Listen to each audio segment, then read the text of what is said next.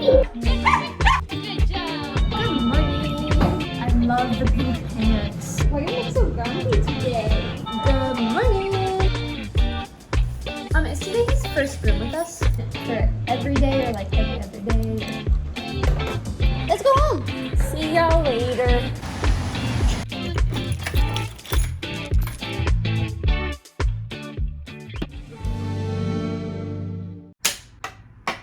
Let's rhinestone my antidepressants and talk about mental health. Hi friends, my name is Rue and I try really hard to be positive and I have to be honest with you, there is nothing I hate more than being 24 years old. Oh, I hate it so bad. Paramore has a song that goes something like 22 is like the worst idea that I have ever had. And I don't really make it a habit to disagree with Hayley Williams, but I gotta say, I think that 24 is infinitely worse than 22. I watched a YouTube video recently and I don't remember who the creator was, but I will make sure to put it on the screen somewhere. She did a video where she was talking about things that made her happy that she didn't want to be embarrassed about enjoying anymore. Just seemed so genuinely content with her life. It kind of made me realize that I'm turning 25 this year. I'm about a quarter of the way through my life on this earth and I am nowhere near that happy. So it kind of inspired me to start like a little blow up my mental health series. And since I was little, I've kind of always processed my feelings by creating, which brings us to today's video, hence the bedazzling of the antidepressants. I very recently got prescribed antidepressants for the first time. This is my first time being on any prescribed medication. It has been so scary. Today, I really wanted to talk about kind of my past struggles with my mental health as well as how I'm doing currently. And I definitely wanted to talk about my experience with medication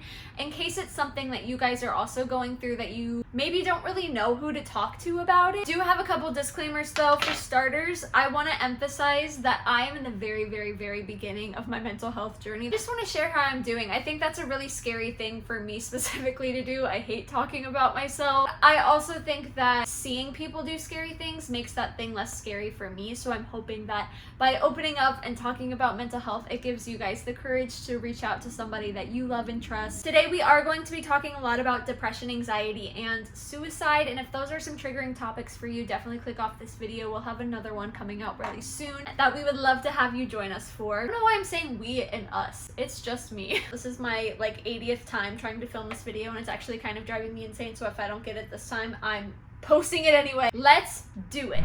So I wanted to start by talking about kind of like my history with mental health. I started experiencing like depression and anxiety from a really young age. I want to say I was like 10, 11, 12. First time I made a suicide joke. It honestly kind of breaks my heart thinking about somebody that little not wanting to be here. You haven't even seen anything or met anyone or experienced anything. And I can honestly say that I feel like I've been neglecting my mental health probably since then.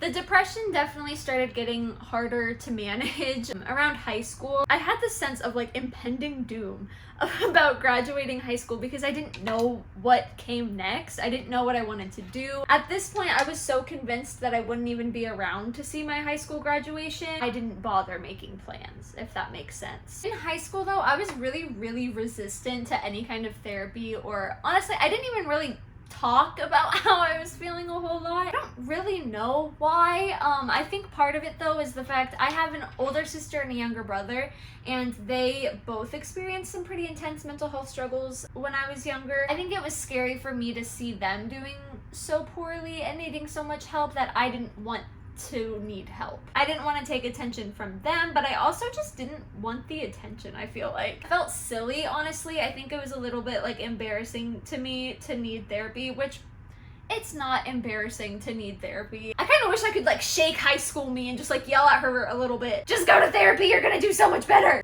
I did end up going to therapy for like a month in high school, but again, I was so resistant to it that it really wasn't helpful. It was kind of just a waste of time. I feel really bad for my therapist because like I did not want to be there and I think she could tell. The past few months have been the worst my mental health has ever been ever. And again, I'm saying that as someone who started experiencing symptoms like these when I was like a child. It's felt like there's no use in getting better because the world is doomed, and I've just had such negative thought patterns and such a bleak look on life. I haven't been enjoying being me. I haven't been enjoying where I'm at. It got to the point where I ended up having to have an emergency session with my therapist, and she actually described me as rapidly declining. Love that for me. Thank you, Christine. Hi, this is Editing Root. I just want to be so clear. I love Christine. I love my therapist so I didn't much. start therapy as an adult until 2024. Basically, traumatic life event happened, large mental breakdown, ran away to Nebraska, and moved to Nebraska, and now I'm seeing another therapist out here. We love therapy in this house. Go to their therapy. So I started seeing my current therapist back in, I want to say like September, mostly about the depression, but since then I have been diagnosed with depression, anxiety, OCD, PTSD. We're talking about ADHD and autism, but those two, it's not affecting me as much as the depression, anxiety, OCD, and PTSD are depressing me. That's a ridiculous amount of letters, dude. In the same way that I was really resistant to therapy in high school, I have been really resistant to trying antidepressants. We talk about it a lot in therapy, and I can't really figure out what the fear is, but I do think it's like low-key like a phobia. It's nothing like I'm afraid it's gonna make me look weak or any kind of stigma about it whatsoever. I've always known people who are medicated. I was just so scared of doing it myself. This is another reason I'm really excited to be talking about this, because I'm hoping that somebody out there either started their journey as scared as I was. I just want to know that I'm not crazy, because I couldn't find anybody that had the same concerns I did. The reason I ended up changing my mind on medications and like giving into it, I went from having like a couple days at a time where I was in that really low to all day, every day, the only thing I could think about is how badly I wanted to die. It was really scary. I think in my head I realized that if just doing therapy was gonna work, it would have worked by now, if that makes sense. It became very clear that my brain just needed an extra push. When you're sick, you need electrolytes, so you buy some Gatorade and you drink them electrolytes. Same way, my brain is sick, it needs some serotonin, so I'm gonna give it some serotonin. I can do a whole video about like what to expect for your first psychiatry appointment. I think that would be really helpful actually. I need to write that down. I was really freaked out about side effects. I didn't want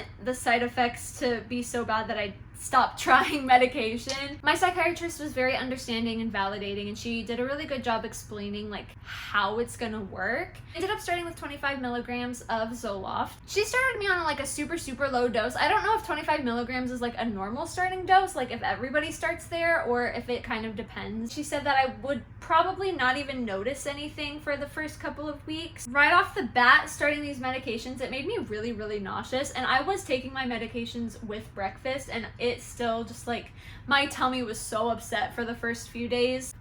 Sorry, that was dramatic. I was on 25 milligrams for 2 weeks, and then I did another little meeting with her, and she upped my dose to 50 milligrams, and that's where we are right now. So I had the most insane headaches. It was like a week straight, nothing was fixing these freaking headaches. It hurt so bad. And then I ended up starting my period, so I was like, well, it could be the Zoloft, but it could also just be my period. And then my period was so insane, and we decided not to up the dose again just to see if it was the Zoloft affecting my menstrual cycle, so we're still checking that out. I have always had a really short temper. I feel like I have had less like super big frustrating moments over the past month than I did before starting Zoloft. I feel like I have a lot to look forward to now. Before the Zoloft, it felt life was very monotonous. Like I was going to work, I was coming home, I was coming home. It hasn't really helped with my anxiety that I've noticed. I feel like I've still been like the same amount of anxious as I've been my whole life.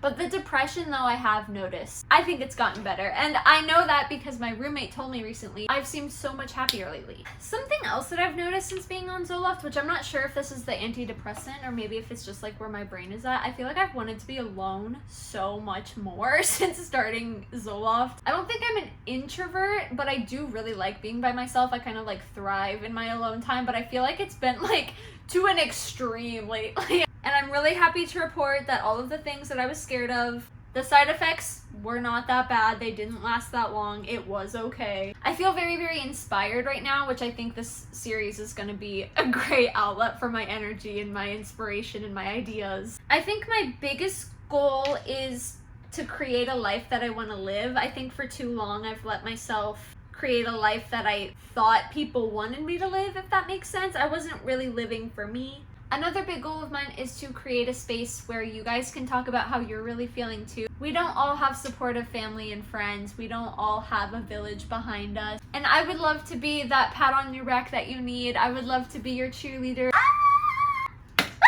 Anyway, hopefully any of that made sense. I've been having the hardest time trying to figure out how I wanted to talk about everything because I just have so many thoughts. If you take nothing else from this video, I hope that you take away you deserve to have a life that makes you smile, and I hope that we can find that together. Here's where we're at with the pill bottle. I'm not sure when I'm gonna finish it, but it's gonna get done eventually. Just imagine like the full thing is rainbow. I'm gonna work on finishing this row while I do the outro. Thank you guys so much for being a listening ear while I yap about my life. I really hope you enjoyed this video. If you did, make sure to give it a big thumbs up. That lets me know that you want more videos like this, and leave a comment down below what your favorite song to dance to is. Mine is probably Jackie Onassis by Sammy Ray. Make sure you follow me on Instagram at Sydney Rue with 3 O's, and on TikTok at Sydney Rue like it is here on my YouTube channel. And subscribe so that you can be part of this new mental health journey that we're on. Also, I hope you enjoyed the vlog at the beginning of this video. I thought it would be fun. Was there anything else I needed to tell you? Well, I guess that's it. Thank you so much for watching. I will see you guys next time. I hope you have a really great day, and I'll see you when I see you. Bye.